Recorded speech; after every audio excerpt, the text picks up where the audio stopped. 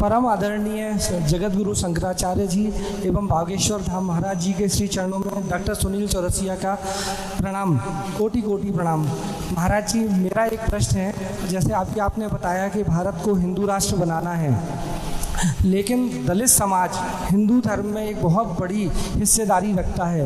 ये दलित समाज, लेकिन ये अब हम पिछले कुछ वर्षों में देख रहे हैं कि दलित समाज हिंदू धर्म से विमुख होता जा रहा है और ये बौद्ध धर्म अपनाता जा रहा है। तो आप इसके लिए कुछ करने की कृपा करें, मेरा आपसे आग्रह है। आप हमको सोया हुआ समझते हैं।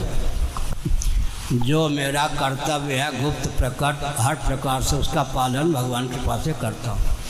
दूसरी बात है, दलित शब्द हमारा दिया हुआ है, मायावती का दिया हुआ है।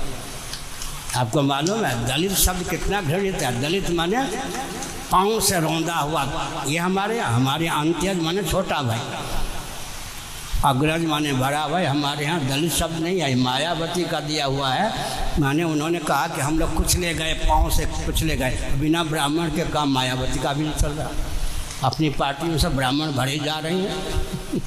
तो हमने क्या कहा, दलित शब्द हम लोगों का दिया हुआ नहीं है। हमारे यहाँ अंत्यज माने छोटा भाई, अग्रज माने बड़ा भाई। लाड़ प्यार का शब्द था अंत्यज, अब दलित कहते हैं। दलित जो जाते हैं, सुनो, पद दलित हो जाते हैं।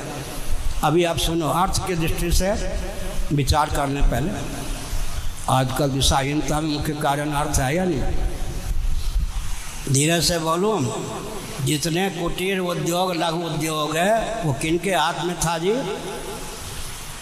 चप्पल बनाने का काम, वस्त्र बनाने का काम, ये सब किनके हाथ में था? अर्थ का स्रोत जिनको पकड़ा दिया गया, आर्थिक दृष्टि से उनको विपन्न बनाया गया। क्या आंखें खोल जाएंगे। अंग्रेजों के शासनकाल में उनके साथ अत्याचार हुआ, मुसलमानों के शासनकाल में उनके साथ अत्याचार हुआ। उस अत्याचार को शास्त्र और शास्त्रज्ञ व्यक्तियों पर मत मरिए। मैं कहता हूँ आर्थिक दृष्टि से थोड़ा विचार कीजिए। आर्थिक दृष्टि से विचार करेंगे, जितने लघु उद्योग कुटीर उद्योग सब किनके हाथ में था? चप्पल बनाते कौन थे? जूता कौन बनाते थे? वस्त्र कौन बनाते थे? सारा तो अर्थ का स्रोत उनको पकड़ा दिया। कल मैंने कहा था, काशी जैसी नगरी में जहाँ ब्राह्मणों के पास ही दक्षिणा आती होगी, वहाँ डोम राजा ने, पुरानी भाषा में, वहाँ आज भी उनकी परंपरा चल रही है, वहाँ डोम राजा ने हरिश्चंद्र को खरीदा।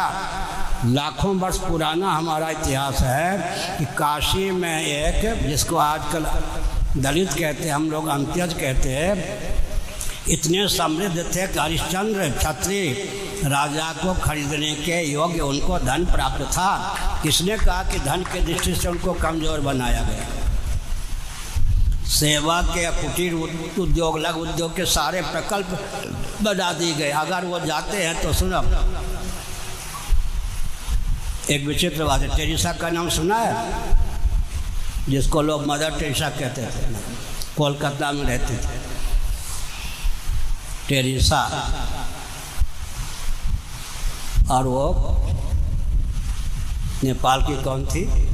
निर्मला। टेरेसा की चेली बन गई, ब्राह्मण घर की थी। टेरेसा उन्होंने, ध्यान से सुन रहे, जिन हिंदुओं को क्रिश्चियन बनाया उनके नाम के पहले दलित क्रिश्चियन लिखा। विशेषण क्या रखा? एडजेक्टिव दलित। हमने टिप्पणी की थी, तुम क्रिश्चियन भी बन गए और दलित के दलित ही रहे। टेरेसा ने क्या कहा? जिन हिंदुओं को क्रिश्चियन बना लिया उनके नाम के पहले विशेषण लगाया दलित क्रिश्चियन। तो हानि चौबे गए, छब्बे होने डूबे भी नहीं गए। दूसरी बात है, पेट और परिवार तक हम सीमित रहेंगे, हिंदू ब्राह्मण क्षत्रिय वैश्य इत्यादि, तो इस प्रकार की विषमता होगी। हर हिंदू परिवार से 1 रुपया 1 घंटा निकले, कोई असंभव है क्या? औसतन एवरेज हर हिंदू परिवार से 1 रुपया 1 घंटा निकले, मठ मंदिर को, अपने घर को केंद्र बनाकर उस रुपये का, समय का उपयोग उस क्षेत्र को बुलंद करने में हो। कोई विसंगति हो सकती है क्या? केवल पेट और परिवार तक सीमित रहेंगे तो क्या होगा? दूसरी बात है, वो जो क्रिश्चियन बनाते हैं उनकी योजना है भारत को अल्पसंख्यक बना देना। अभी भी मैं नाम नहीं लूँगा, क्रिश्चियनों को पूरी छूट है उड़ीसा आदि में। आप हिंदुओं को क्रिश्चियन बनाते जाइए सेवा के नाम पर, समझ गए? धन लूटते हैं नेता और क्रिश्चियनों को अवसर देते हैं हिंदुओं को क्रिश्चियन बनाने का। हिंदुओं को अल्पसंख्यक बना लेंगे तो अल्पसंख्यक हिंदू जो बहुसंख्यक हो जाएंगे, आपको वोट देंगे क्या? अपने पाँव पर ये नेता को कुठाराघात कर रहे हैं।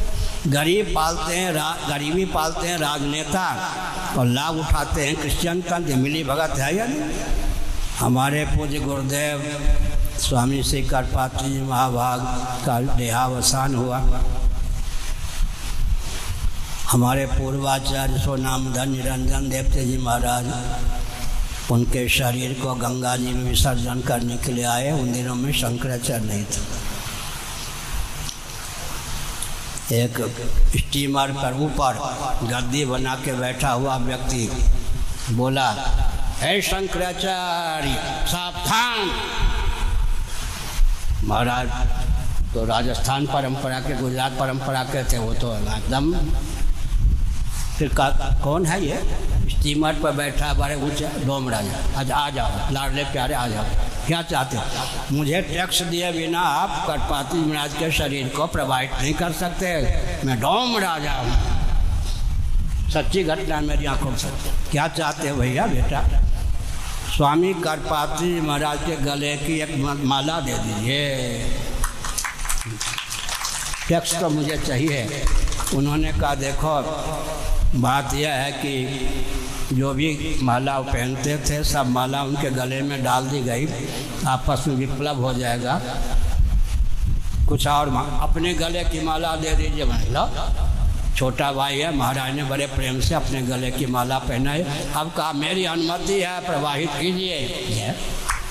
भैया डोम राजा क्या उनका सम्मान हुआ या निस्ने हुआ? उसने भी क्या कहा, रुपये पैसे नहीं, स्वामी करपात्री महाराज के शरीर से संलग्न माला दे दीजिए।